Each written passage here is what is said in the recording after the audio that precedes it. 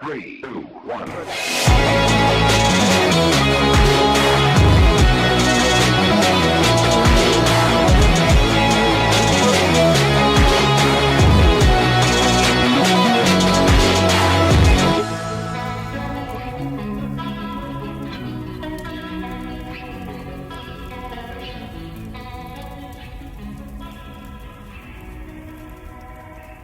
All right, we ready to roll or what? Yeah. Let's do it. Hey guys, Jeremy, National Fire Radio with my man Tucker. No Rob Ridley tonight. We'll get into that in a minute. Rob Meyer, Ridgeway Leather Works. I feel, Rob, that we've been here before. Yeah. Perhaps, maybe a time or two. Side note. We did this podcast a month and a half ago, 2 months ago. How about that? Yeah. Indy. And Indianapolis. that was the one and only time that we lost content on our storage. And so we lost the whole interview, and it was a difficult phone call to make for me. I know, Rob's always smiling. You'll see tonight through this whole process, Rob smiles the whole time, and, you know, it wasn't a big deal, so he says, but it was a lot of time and effort that, you know, for you to invite us here and to do all that. So I have to formally say, sorry, it's Sebi's fault. So like I said before, the way I see it, last time you guys came out, two things happened. One, I get to hang out with my friends. Yeah, At the same time, absolutely. Before we got to taping, we've spent a lot of time kind of hanging out, which has been great. But at the same time, you know, what we also found out is maybe after you guys left, maybe I forgot to add something. Maybe I wanted to tell you something about me. I didn't want to tell you something about. Yeah. So it worked out, you know, for both of it. And unfortunately, you're just too apologetic about it. You know, believe it or not, for the big personality that I have, I truly have. I do have feelings, and so I felt bad. And so Sebi, when Sebi told me, I was like, oh, and he was heartbroken over it. Well, we shoot a lot of content. A lot of the stuff doesn't make it out. You know, all the B stuff, all the filming that Sebi does and Chris Lewis does. Right, we do a lot of content, and we have. I don't even Seb, a lot of content that we haven't even put out. I mean, we have tons, hours, tens of hundreds of hours of content that we haven't even put out yet, that we're hoping to get to one day, and so on, which is exciting. Get slow. Yeah, which you can understand. 9 weeks. Do you rent him out? Can I borrow him for a little bit so I can have some This guy here, content? absolutely not.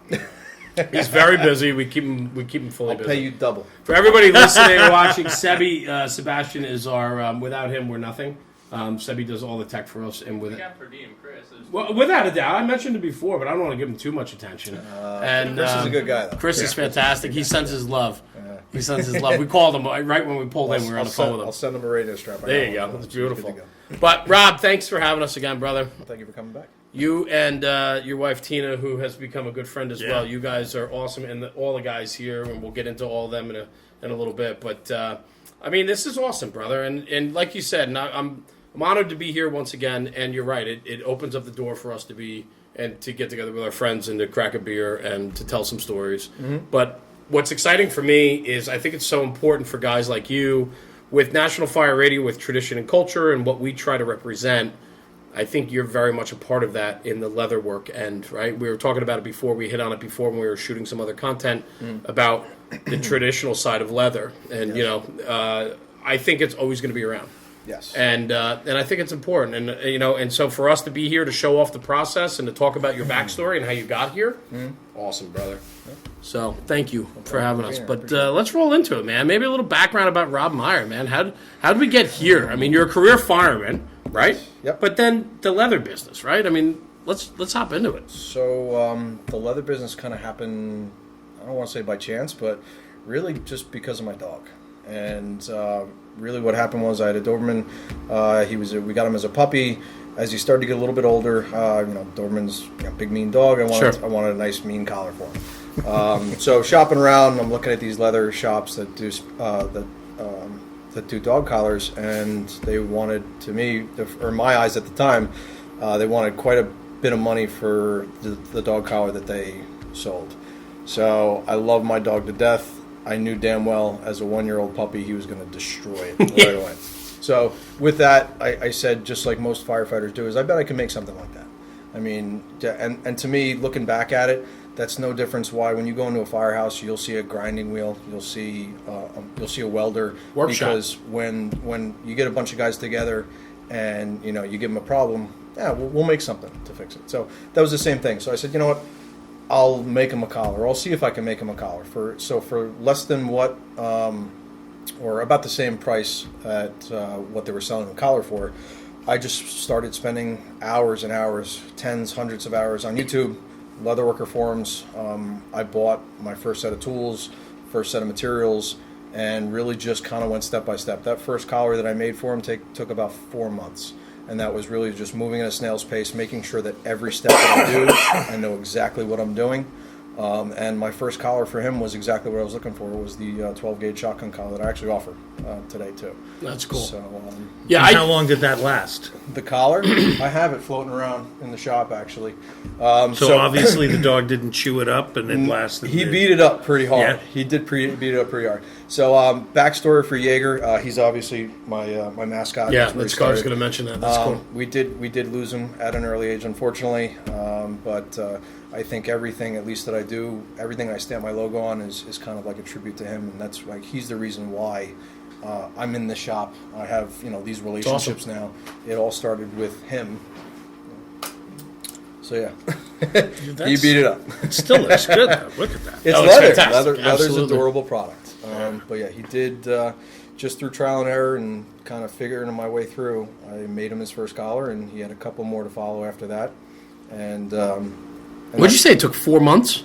4 months. And like I said, it was a hobby. So the problem, a lot of the time spent was leather. Leather's a tough gig. If you don't have a leather retailer near you, which was the case for me, I had to order something sight unseen online, Right. pay another $5-6 shipping, Yep. wait for it. Sometimes I found out this is not the right thing. I didn't Right. like this at all. Right. And so I moved to something other. And even then, the materials, when I started buying materials, I was buying strips of leather like that, pre-cut at a premium price. Now I'm buying a pallet of right? sheets of leather, Yeah. sides of leather like you see in front of you, and I can afford to make a mistake. Yeah. My heart was broken when I spent $20-30 on a strip of leather and I screwed something up. Yep, I can only imagine. And that's yeah. it. Leather is an expensive hobby, and it becomes less of an expensive business because if you're making money off your products, you can afford to get another piece of leather. When it's your hobby, when I started out, especially on the fire service side, I charged the cost of my materials because I just wanted to work with leather. That's it. So the guys that got in early, they didn't necessarily get the quality of product that I push today because I've pushed out a lot of products since then, and I've learned a lot since my early days. But at the same time, they helped afford me the ability to continue and work on on the hobby and the craft. So rewind 5 years ago or so. Yep. This is when that all took place, about 5 years ago. Yep. So come fast forward, right? I mean, from 5 years ago, from tinkering around and making Jaeger his first collar, Yep. right? To then what? A couple buddies were like, "Hey, what are you doing with the leather? Like, I'd love a strap, right?" And Obviously, for a lot of people, when you start a new hobby, you want to talk about it. Yeah, Right. right. So that's what I did. So when I got to the firehouse, I was talking to my buddies about it. I worked EMS at the time, as well as a side gig. I talked to my partners that I work with, and of course, the first thing they say is, "Oh, well, you work with leather. Do you make radio straps?" And the answer was, "Never made one before, but eventually I'm going to," because that was it. Leather and the fire service go hand in hand. I knew, and I'm kind of like a practical or pragmatic person. When I went into leather working, I started measuring what I would actually do with it. Yes, it could be a hobby of mine. What am I going to make out of leather? So Yeah. initially started with the dog collar, but then it was an easier sell to say, all right, well, you know what? I can make a radio strap. I can make a locker tag. I can make a glove strap for myself. I can make products or things that make sense to me in my world, because my world was the fire service, or is the fire service Right. at the time. So it was an easy sell to say, I'm going to dump personal money into a hobby like that and know that I have other projects to continue my work in, instead of spending a couple $100 on material and tools. And then once I've made my first dog collar, That's it. Yeah, right. I either continue New to hobby. Either Yeah, right. Either you see a rack of dog collars along this wall Yeah. that I made for Jaeger, or I move on, and that's where it started. I started making a couple things for guys that I work with, or my own first, obviously, or a couple of them. Guys that I work with work throughout the state, so they're always looking for a leather guy. Sure. And that's where it kind of morphed into something different. My first department order that I got was a local department near me, and it afforded me the ability to put a hefty sum of the profit, actually all the profit, towards a sewing machine. And when you when you got a sewing machine, it opens the doors for so much more, because I've never hand stitched a radio strap. Yeah. I've hand stitched plenty of dog collars in the time that I didn't have a sewing machine. But it was something that was just so time consuming. It wasn't worth to charge what it would be worth the time. So yeah, I think that from what I've done from a business person standpoint is I was lucky enough to be able to still work my side jobs, pay my bills, take care of my family, and take all of the profits from Ridgeway Leatherworks and roll it right back in the business. Yeah. So it was a matter of buying more tools, buying more Sure. materials, being able to work with leather more. That's just like, committing yourself in the fire service and going more training classes. The more you commit yourself to anything, whether it's, your trade, Without a hobby, doubt. the better you're going to get, So that's something that It's a craft, right? I mean, this is a trade. It's a craft. It's not, as much as it's a hobby to learn it and, here and there. What this has become, though, it's true craftsmanship, right? I mean, this is on par with any type of, anything that people do with their hands. They manufacture with their hands, metalworking, woodworking. I mean, this is right there with it. And I mean, I just think, over the in a 5-year span from, your first dog collar and your departmental order to where you are today, it's incredible, man. What a major accomplishment for you, I have to say. I mean, but it's all done through hard work and determination and the people you surround yourself with, right? I think it's two parts. How much you're willing to put into it is what you get back. Right. And in my case, I've got a great support network, whether it's my family, my friends. My wife is very understanding, considering the fact that I lived in, lived in my shop before we moved here. It was a single car garage. Right. I love the fact of working from home. I was only 3 steps away from everything, from my Right. dogs, my kids. I can turn the light switch off, and I cut the commute completely out. Yeah. And that's something that I want to strive to continue. I don't want to be in a commercial type, setup. I want to work from home, and the fact is we have a great time. We have plenty of laughs. The boss sometimes lets you drink on duty. So Couple times. Why don't we talk about that, right? Because we hit on it before when we were shooting some other stuff, and a lot of us. I mean, I say us because I'm in the same boat. We're in the same boat. When you start something new, it's new, right? And you got to build and grow, and things don't happen quickly. And I think today in society, and this goes to the firehouse, right? We got the guy on the firehouse for 2 years that thinks he's a 12-year man, right? Mm-hmm. And in society where people want instant gratification, instant happening, hard work and determination takes a long time to really perfect your craft and your business. And so the humble beginnings, right? Mm-hmm. Single car garage at your home. Yep. We were talking about it before, where it's almost like, you want to portray a bigger and better image than who you are. Yep. But you know what? I was very, if you scroll back, I've got a few thousand posts on my Instagram account. Yeah. There's a few. If you find a few rare shots of the shop of what it was, when I started out, I didn't know how to plan for any type of growth. So Christmas, the first year I was actually open for business, Christmas, I had no idea what the Christmas rush was going to be. So I ended up,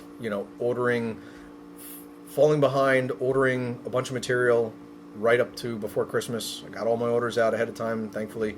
But my single car garage was a maze. It was a collier's mansion. I was walking, I was zigzagging to get through other things. Lighting, stupid stuff like lighting, totally insufficient. I started out with just a single Craftsman door opener light over me. Wow. I love it. And I never knew the difference until my buddy came in and goes, "You need some fucking lights in here." Yeah, like, what are you doing? And I'm like, I'm just squinting, like looking down, and that's it. But that's why you see my obsession with just lighting up everything. Were you painting then? Uh-huh. So wow. So, and again, I probably painted that locker tag in the dark. In the dark. In the dark. The black light going on. But that's it. I mean, I've honestly lit up my shop so much because it's actually difficult to kind of get the right lighting for pictures now. And of course, something that's most common, radio strap, I can't. It's long. It's hard to get into like a photo box or whatever the case may be. But it's important because now I can see everything, and that's what I want to do. I want to be able to identify everything. I can see any defects, any problems, and that's, to me, that's kind of important too. Is just obviously the quality that we put out. Yeah, so. but the humble beginnings, man. Yes. I mean, I think I think when you have those humble beginnings, I think when people are given things too quick, you don't make mistakes, right? Yes. It's given to you. You don't fall down, and then you have to learn how to pick yourself back up, right? I mean, 100%. these are life lessons, but they're also lessons in business and in character and who you are and how you become, right? So, I mean, I'm sure there was a lot of trial and error. You talked about it with the collar, just on the hobby side, Yep. right? But before you were buying pallets of leather, It was precious. Every bit I had was precious. And you're right. I think some people are more inclined to kind of take the easy way out, and that's that's part of the world we live in today, because everything's at the touch of our fingers, Right. Or the tip of our fingers. Has to happen now. Yeah, but there are certain trades where unless someone, particularly in leather, I get the question every now and then. Somebody wants me to send them a deconstructed radio strap so they can put it together themselves. I answer questions day in and day out. let's talk about that a little bit, because I know we talked about it last time. You get a lot of inquiries from people. Yeah. There's a lot of conversation. I think it's an interesting, like anything, right? National Fire Radio, we get a lot of inquiries from social media markets, things like that. You on the leather side, you get a lot of inquiries and back and forth with other leather guys, other people in the industry, right? Let's talk about all that, because that kind of drives who you are and what you do and the passion you have for it. First and foremost, I think it's cool because I was that guy too. Yeah. Yep. So if you starting out, I would ask questions. The leather worker side, not even if in the fire service, that group of people are totally willing to be helpful, share information. Great group for the most part. There's always the guarded people. Sure. So I was that same person asking questions coming up.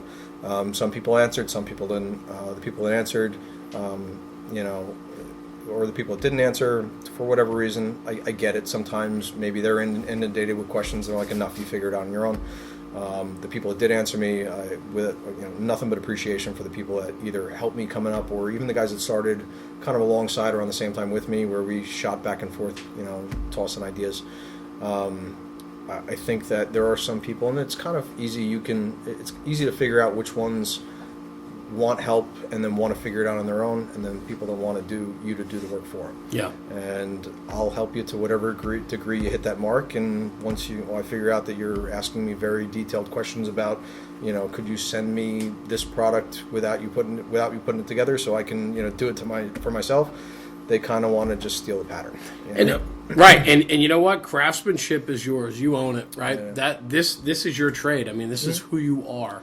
And to be able to give up, you're entitled, and same with us, and everything that we do, we're entitled to have some of our proprietary secrets. And but I don't even think I certainly didn't reinvent the wheel. No, of course not. But you had to figure it out for yourself. Correct. There is that learning curve where you can either take a brand X strap, tear it apart, and then copy the dimensions. Right. And there's ways of going, all right, well, how do I want to make this myself? How do I want to make it mine? How to make it mine it too. Yes. Right. So, I've, like I said, going back, I've had a fair amount of help myself. So I remember where those people asking for help. I remember being that person. Absolutely. I am totally. I love when people ask, because to me it's a compliment that someone hey. Absolutely. And usually it starts out. Hey, I love your work.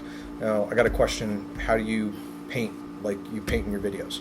And for the most part, if I can help them out any way I can, I can. Some of the times, unfortunately, the answer is repetition, putting in time. You can't have a shaky hand. You're going to have to find somebody else. We talked about the 10 o'clock rule. I don't paint before 10 o'clock because I'm usually 2 cups of coffee deep. So. Or after 10 o'clock. Actually, the lines get a little smoother. Oh, do they? Yeah, as you fall there's more fluid. There's a fine line, though. There's when it gets nice and then it gets sloppy. So there's that. I find the same thing when we do our podcasts. There's that fine line between it's clean and good, and then it gets a little sloppy.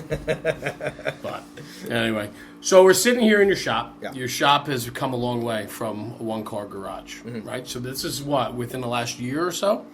Yeah, so we've actually been in the shop for 5 months. 5 months. Yeah, okay. We closed on our new house at the end of the year, and so we got in here right at the I got the floors done. Kickoff, I got the floors done. Some tables up. Seb, make sure you get the floor. The floor.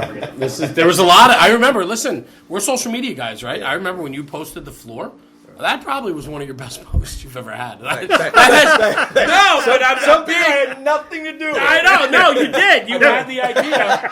Listen, it has nothing to do with that. Stop it. It came out wrong. But I'm like, it's super cool. Yeah. Right? Yeah. So, But that, I think, is a testament to the craftsmanship and who you are, right? Like, your shop is clean, it's impeccable, and I know we're coming, so obviously you straightened up. like I said, every quarter you're more than welcome to come for just to make sure we get a deep cleaning organization. But it goes to the product you're putting out, right?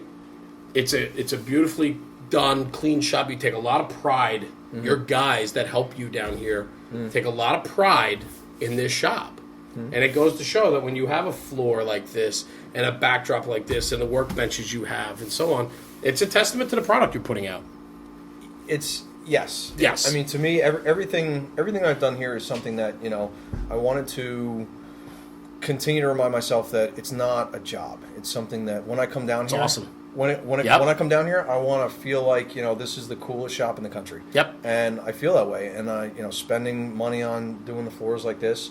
Or the workbenches. I mean, obviously the workbenches are necessary. It's a part of manufacturing and production. But just setting up the shop the way we have has kind of it's just been surreal compared to what we've come from. So it hasn't been an easy ride. You can also kind of set up a production line where before it was probably we were moving things, and then the problem was, and we were limited to how many orders we could do at a time. We were moving things to get to moving things on one bench to get to the other bench.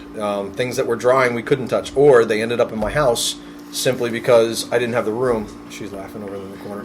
Oh, yeah. But yeah, I would lay out straps on my kitchen table to dry that were painted because there was no room. And God help me, I tap into one of those. I got to throw it out the door and start all over again. And when you start with those humble beginnings and you put in all that hard work and dedication to the craft, learning the craft, building your brand, building your company, and then you can get to a level that's the next level up. And you take all that pride and ownership that you put in from the one-car garage and painting at your kitchen table, and then you're able to have a facility like this, speaks volumes. Really does, Rob. I mean, you should be commended on it. I think it's a fun ride. Absolutely, it's supposed to be, right? So, and that's something that I think is kind of crazy. Is that you say 5 years? It's it's impressive in such a short time. And knowing that you've obviously been running a business prior to, and National Fire Radio, it feels like it's a lifetime. Yeah, I get it. It's just, but it is your life. It is. It's always on your mind. You live it. A lot of people don't realize that if you're not willing to have that commitment, or at least in my opinion, a lot of people can turn that off on the weekends, or as soon as you clock out, you're done for the night. I don't know. I go to sleep thinking about my next post in the morning. So it's one of those things where it all depends on how much you want to commit yourself, and some people can commit themselves less and get more out of it, and maybe the luck of the draw, it may be a better product, or just a better presence on social media. But listen, man, everybody's got their way. What you see on social isn't always what you get. Oh, absolutely. And so, but I think I only post nice pictures on Facebook after 10 o'clock. I don't. After 10, I never show a picture of the screw ups that we have, and we do. We mess up sometimes. That's why they put erasers on pencils. You should post every single one of those screw ups. And it happens. And the important part is how do you respond to that? And it's funny too because Tina used to give me a hard time. You keep on screwing up, and not all the time, but you keep on. I get it. You keep on screwing. You know what? And you don't realize, especially when my buddy started helping me out, is that you don't realize that you explain to them, hey, I'm messing this up too much. Could you please take over this and focus a little more on it because I know I'm messing it up, and it happens to them too. So it's not just me rushing through it. It's just one of those things that you have to account for. It's just something that's part of business. You have to realize that people are human. They're going to make mistakes. We're probably laughing our ass off at something stupid we said, and you just kind of make an oops, and you start all over again. And I think too something you said before, which struck a chord with me, was you mentioned how you wanted to make this a great place to be, a place that when you come down the stairs and you want to be down here to work, and I think it's great. But you also made a comment before about surrounding yourself with people you want to surround yourself with. Absolutely. And you're not doing this alone down here. You have a bunch of guys that help you out, some regular faces that do, that really help you out, and they're part of the team. Yep. I think that's important too, to surround yourself with people that you enjoy being with. You said as much work that goes on down here, there's also a hell of a lot of laughter and shenanigans. So, like that right there, sliding in, right? Like, yeah, right, exactly. So, How'd that happen? I think it's great, but it goes to what Ridgeway Leather is about, right? I mean, you're providing an incredible product, a custom-made, craftsmanship-made product with good people, right? By guys that love doing it. I've had that experience with every guy I've asked to come and help me out. No one obviously having experience in the leather work before. Just the appreciation as you work them through the steps of going from raw material to finished product. It's usually the first couple of days. This is really cool. They would never usually get a chance to do that otherwise. And to me, it's still really cool the fact that I take something like this and turn it into something that people want to pay money for. People want to pay money and wait for. Yeah, my man, it blows my freaking mind that you do this and that this is done, because like me, I want a radio strap, right? Mm-hmm. I order it. Where is it? I order it from Rob. Shows up. I wear it. You have no idea what goes into making this, right? The backstory from a sheet of leather through the machines, cutting, trimming, sewing, painting. Yeah. I don't, and that's something that I guess maybe hopefully this podcast can kind of show is that it's not like I order a pallet of radio straps. Right. My God, that's exactly what I'm getting at. Some of my customers they think that I thought I was going to get a Brand X radio strap with stamped and painted. No, right. Totally different than what they've ever seen. Everyone's got that graveyard of straps hanging in their firehouse, and when they see the stuff that I can do, you could see that they just appreciate the final. My first one was one of those. I don't know if it was like Galls. Remember Galls? Oh yeah, like the magazine, right? We all before social media and so on. Galls was this catalog that came. And I guarantee you, a lot of people that follow us and are listening right now have no idea what Galls are. They still around? Yeah, they are. Oh, they're just website, right? Galls, Galls. You're welcome for the plug. I'm sorry that he's shitting on your product. No, absolutely not. But this goes back. Remember that? This goes back 20 years ago. But I remember it was like an $89 radio strap, and it was like 2 pieces of leather and this like J that comes out the bottom that any universal radio would sit in. Uh-huh. Within the first, now I'm shitting on you. Within the first like 6 months, I had duct tape on it, right? Like, I mean, it just goes to show, right? Like, from start to finish, this product is made by people that actually enjoy making this product, and they're then they proud also of it. use them too, so you guys know what they're supposed to be like on the job. Yes, and a lot of it, I think a lot of it is really cool that I've been fortunate enough to put my products in a lot of busy departments across the country. New York City, Camden, Philadelphia, a lot of East Coast, but a lot of West Coast companies too. So I know that. Saw that firsthand last weekend. Sorry, you're right. Jealous, by the way. I want to be out. We'll talk about that trip in a few minutes. Go ahead. But yeah, so I know I get the feedback. I know that what I'm making works. I know that I've had city departments approach me and go, the straps that we're currently using last us 6 to 8 months, and we beat the hell out of our products, and we need something better for our buck. And for me, it's easy. I don't want to say it's easy. It's easy enough to say, all right, well, I'm going to give you a price, and I'm going to give you a product that's going to last, I won't say infinitely, much more longer than the ones you beat up. Of course. Provided that at least they take care of it. Plus, it's backed by my warranty too. So my warranty has always been that if there's something wrong with it, and I make the joke, even if you're running over the truck yourself, tell me. I'll replace it. I'll fix it. I've had about 3 guys currently come back to me and say I ran my strap over with the truck. And what'd you say? Like I was kidding, guys. I'll send them out a replacement, and that's it. No questions asked. I know that's incredible. I mean, it's stupid, but I put my name on my products, and to me, that's that's important. A lot of people that doesn't mean a lot to them. You can just close up shop one day and disappear. Yep. And legacy. Yeah. To me, character. Right. I mean, it means a lot to me that everything I stamp my name on, I will support 100%. Yeah. If it means that I make less money on making another product for you, spending the money on shipping, maybe spending the money on shipping it back to me to do something or fix it, and do something Right. you want on it that I maybe forgot. Doesn't happen anymore because of quality control, quality assurance. My lovely wife, by the way. Tina, you're getting a lot of props. You're going to come on camera in a minute? No, she says. No. But All right, the camera's off, Tina. Come here.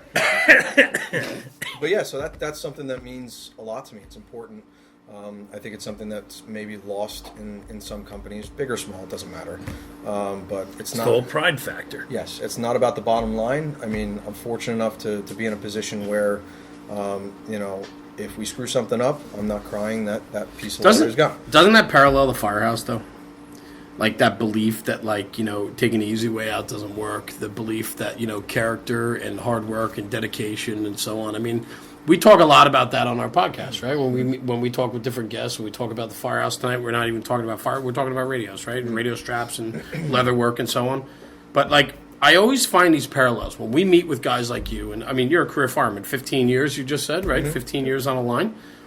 You get it, right? We surround ourselves with guys that get it, right? What we're finding with National Fire Radio is as we go around and we meet different people, we find the circles that we want to be in because it's the people that share the same beliefs, right? It doesn't take long either. It doesn't take long to weed them out. Absolutely. Yep. Absolutely. Maybe when I started it was different, and even when I started out, looking back, that whole moniker of me thinking, and I was probably one of those kids too, that I thought that I knew more. We all were.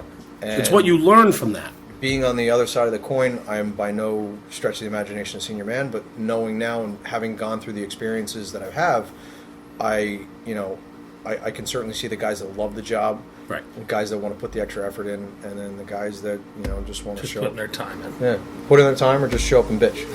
Yeah, there's a lot of that. But I think that goes hand in hand.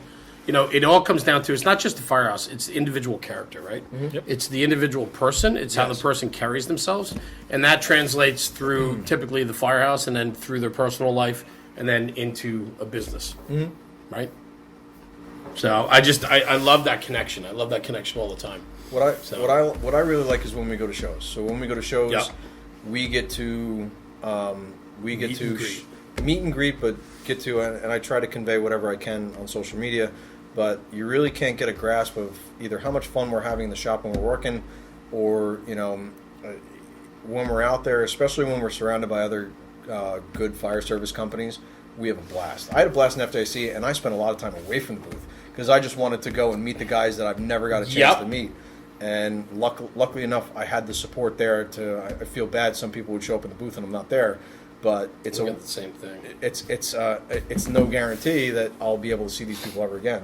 Right. And I've talked to them on social media back and forth, and I've developed a lot of really cool relationships with guys that get it, and guys that want to be a part of the fire service, want to make the fire service better, want to continue on tradition, want to help somebody, want to bring another firefighter up instead of tearing them down. And to me, not to say that my department was lacking that, but you're just oversaturated with it when you start running in those circles of guys that have fire-owned businesses, and you could tell that they're not just blowing smoke up your ass. They mean it, and you could see the passion about it when they talk about the fire service, when they talk about their business and its relation to the fire service. Yeah. So, I mean, that's where, for us at least, the shows kind of, I thought were really cool to kind of branch out, do a couple more shows this year, and really show people, how much fun we get to have too. Well, that's it. I mean, it's part of the whole picture, right? I mean, I loved. We hit a couple shows this year, man, and we had a blast. We really did. I mean, we had a good time. We saw you at all of them. I mean, and so on. But when you do, I'm a firm believer. When you do the right thing, you surround yourself with people that do the right thing, and that group of friends becomes impenetrable. It's guys that get it, and you want to surround yourself with positivity. I'm so sick and tired of the bullshit that goes on in the fire service. I'm sick and tired of the bullshit that goes on in life. With people that have time to complain but not time to pick up themselves. When people have time to, put others down but they don't look in the mirror, right? Like all these things, right? And I'm so sick of it, and it translates into the firehouse, and that is a big deal. And that's what's hurting the fire service. And, we could talk about the younger generation, talk about the older generation, everything in between. It's not generational. It's not. This negativity and this nonsense that's going on and this pessimistic attitude, I mean, I see guys putting guys down. I mean, it's one thing to bust balls. I mean, listen, I could bust balls with the best of them. You know what I'm saying? There's also a line. Yeah. There's also a line. Very much a line. You're busting balls and you're being an asshole. Correct. And I think a lot of people, don't understand. Most people, let me rephrase. Some people don't understand that line. They get confused, right? They take it too far. They go too far. And what that does then, that has a tremendous negative impact on who it's affecting, right? Mm-hmm. And that happens there's a group of people out there that bust National Fire Radio's balls constantly for no freaking reason other than we're an easy target. Mm-hmm. So bring it. Like, I don't care, right? It's the same thing at a firehouse. The same guys get their balls broken every day, right? There's also that person that's busting balls also have to realize that there's a fine line. So there's people that you probably shouldn't. There's people. Yeah, and some when, get it worse when than others. Do it too, because sometimes there's that young guy there that He's not these used are a to couple it. senior guys that are kind of going at it, and they have respect for one another. Yep. But they're doing that. But the younger guy doesn't see that, and then he might say something to him, and it's like it's incredible. Totally out of line. Pal. It's incredible how people are losing the ability to read situations. Right? Like the one thing that I pride myself in is I can pick up a situation very quickly in a crowd and figure out who's who, the players, how it works, how this is going to go down, all that. Right? Mm-hmm. That's a lost art. I think a lot of people are losing that skill. Well, I think they are because everybody's looking at social media and they're not confronting people and talking to them. Yeah, they'll chat with them on the phone and they're probably communicating with more people than they ever would before. There's a lot of but emotional they're not cues. Talking to one another. There's a lot of emotional cues. Body language is important too. Yeah, engagement. Yep. So I agree. Wholeheartedly. So what's next for Ridgeway? I mean, you're jamming out, brother. So you're running. You've said what for the last 4 years? You have 3 years. 3 years. It's been no matter what I do. Yeah. Luckily, no matter what I do, I can't change my turnaround time, which kills me.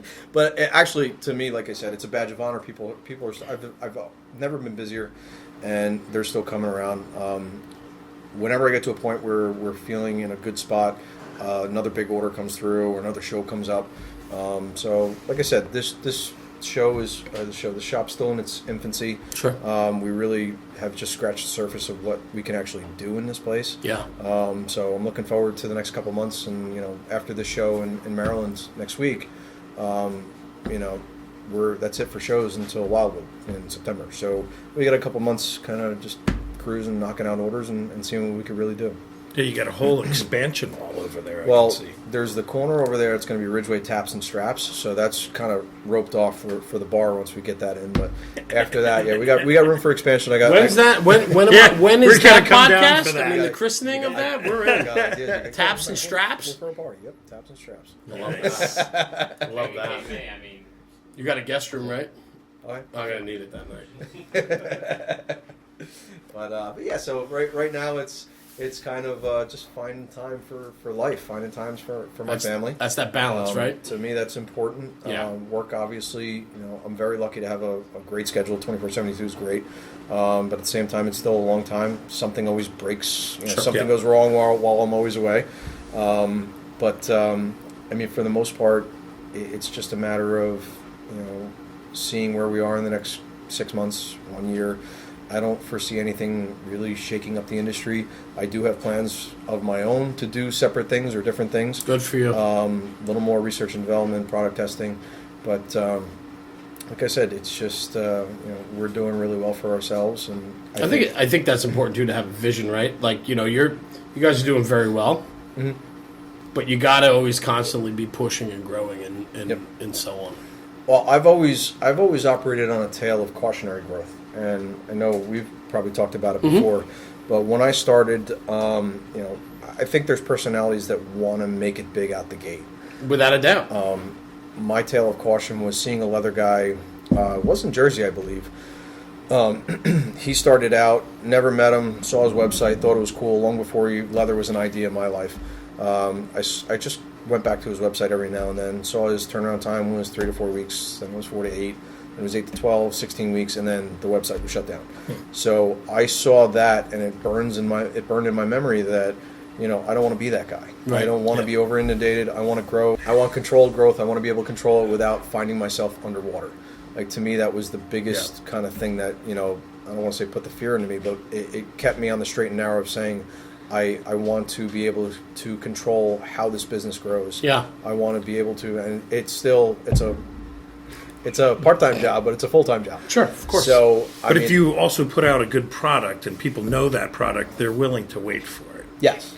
And as long as you're upfront with them and say, hey, it's going to be at least this amount of time. Yes. And then I've never gone over 9 weeks. I've stopped taking orders once. I got to the point to where I realized that it was just too much. It was affecting my personal life. It was affecting my job. And, not to say, family obviously comes first and foremost. But, I would rather, it's my business. Yeah. I would rather be in control of it and say, you make the rules, man. I'm going to take it. At the time, I said it was a 2-week break, a 14-day break. It ended up being 10. The people got to me because they were asking for stuff, but it gave me that small window to just be able to either catch up or kind of just reset. Yeah, reset. No, take a breath. I would love a breath, but yeah. So it gave me the opportunity. It's hard as a business person to say, no, I'm not taking money in. I'm just going to stop taking money for a week or 2 weeks. But it was important. It was the only time I did it, and it worked out in the end. It's finding that balance and understanding that you need your time as well. Mm-hmm. Hands down. Yep. So, my man, we got a ton of content. We can go all night. Mm-hmm. We're gonna cut here for a few, but thank you for having us. Thank you for coming again. Again. But no, not a little. Sorry. Stop it. It's Chris's Oak Lane over there. But thank you for having us here, man. We have become friends outside of all of this, and I love it, man. I'm going to cherish this, and it's memories like this, and that we take away from what we do. I mean, we're in a good spot, man. I have a lot of fun. I go home at night and I just tell stories about what we get to do, and that's what I enjoy most about it. So I'm sure my guys at work are tired of hearing about it too, because I talk and I come in, I'm excited. I'm like, look who reached out to me today. That's good. I love it.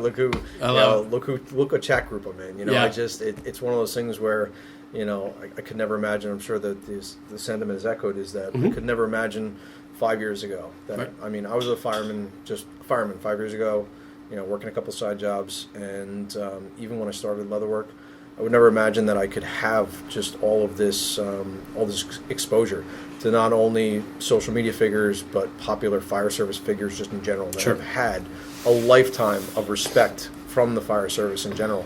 And just being able to just talk to these people, or even them recognizing me and coming up and saying hello, I think that's just it's something that's rewarding in itself.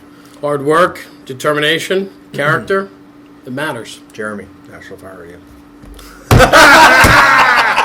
Cheers. Cheers. That's it, we're done. We're not going to... That's good. That was good.